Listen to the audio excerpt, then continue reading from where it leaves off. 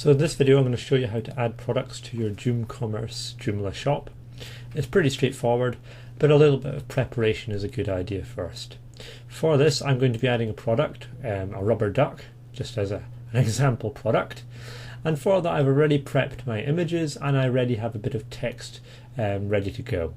Let's quickly talk about images. If you're going to be adding lots of products to your shop, it's really good that you have a uniform look to your images. And what I mean by that is maybe a consistent background. If every image looks different and has a different size, it's going to look really odd to the eye. So with these images, I've ensured they're both formatted to the same size, which is 500 by 500 pixels. I've ensured they've got the same background color, which is white. And I've already named them also, which is a name relevant to the product, which is duck, or rubber duck for the second image. One other thing that you should be mindful of is image size. As these images are going to be used on your website, it's very important that they're optimized to get them as small as possible file size wise. The smaller the file size, the faster they'll load. It's always a compromise between the quality of the image and the size on disk. And for these example images, which are 500 by 500, I've got them around about 16 to 17 kilobit, which is a really small size, yet the image quality still looks fun. Okay, so we're going to now go ahead, we're going to bring up our website. I'm using one of my test websites, which is Sky Test Site. And as you can see, we're at the shop within the menu structure here, and there's no products at the moment. So now we're going to add a product. We need to go to the administrator side of your website, and under components you're looking for JooCommerce. We'll click on that. By default it'll take you to the products section. Currently there are no products, so now we can add a product in. Let's click new. First thing we need to do is we need to give it a title, so I'm going to call it duck, nice and simple.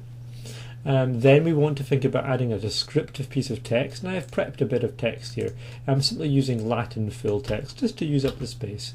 But if you're adding text to your products, you want to be able to be descriptive about what the product is, offering the customer all the information they need to make the purchase. And if you are adding multiple products to your shop, having consistent sizes of text. What I mean about that, you don't want one product with one line of text and the next product with 5 paragraphs of text, because it will look really odd within your layout. So you want to all have around about the same volume of text in characters per product. So let's copy that across, go back to our shop.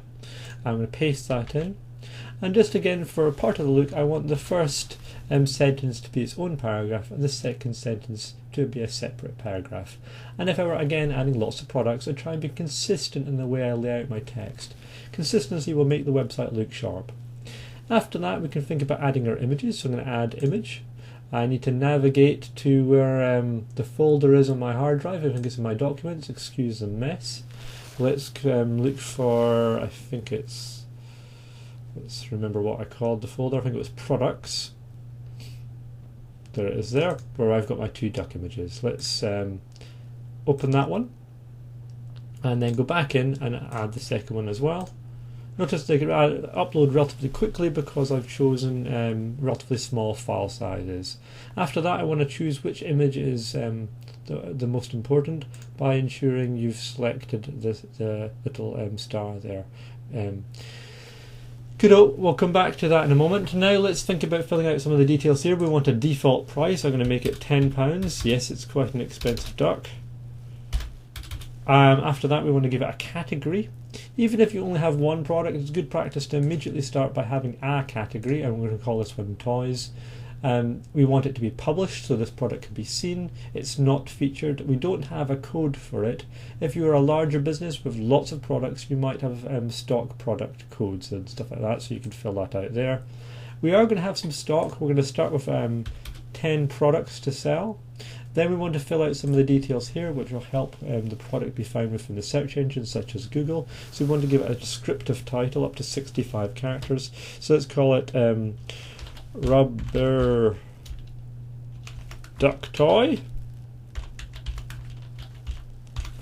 And then again you wanted a piece of text for your description, where you have up to 185 characters, I think it is. And again, this is a bit like any web page. You want to fill out the description here using lots of important keywords that reflect your product. So I'll put this piece of text in for now. After that, if you wish, you can bother filling out keywords, but keywords generally aren't used these days within search engines, so I'm going to leave that blank. Now we can look at adding or assigning a weight to the product. This is used if you're shipping the product out as a physical product, and if you wish to set up the weight categories, well, that's a separate video that I'll record later. For now though, I'm going to simply assign this product at 100 grams, and again that will help to categorize it out when you're applying a cost to the shipping. I think that's everything for now. Let's click save. And now we'll go to the front end of the website and refresh it, and we should be able to see our product. Well, we can see the category anyway. There's our product now, so we can see we've got our product, and we can click on the top title to view the full product. Yeah, we can see exactly what we've added. We've got our price, we've got our stock level, and we've got the descriptive text, and we've got our images. If we click on the image, then we'll see the full size image. So now we're going to go back into the product, and we're going to add another option in. The next option we're going to look at is these two down at the bottom here. We have two options. If we wish, we can request extra information from the customer via a text box.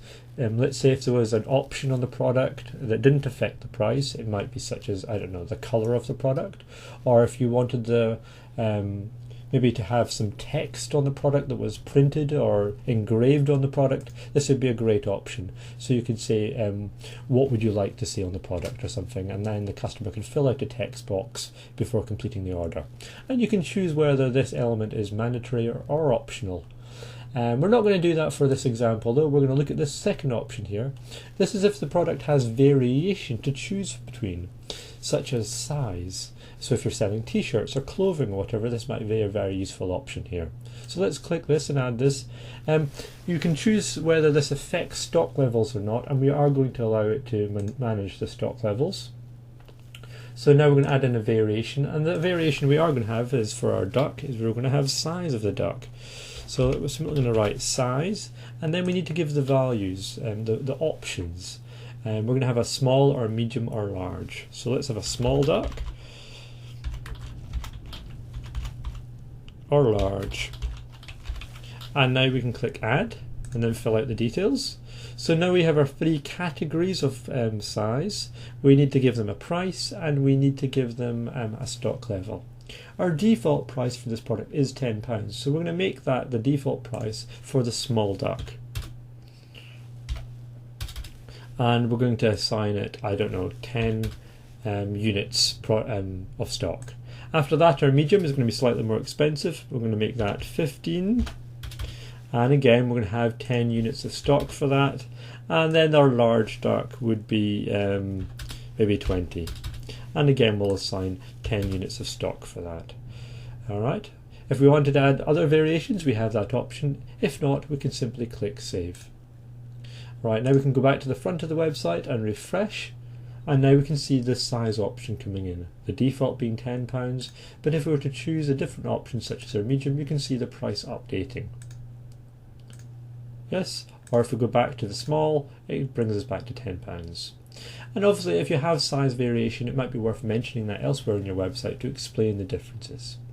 Good, so that's how we can add a product to our JooCommerce website. And obviously you can add multiple products to multiple categories. As you can see, it's relatively straightforward once you know how. Hopefully you found this video helpful. Cheers for now.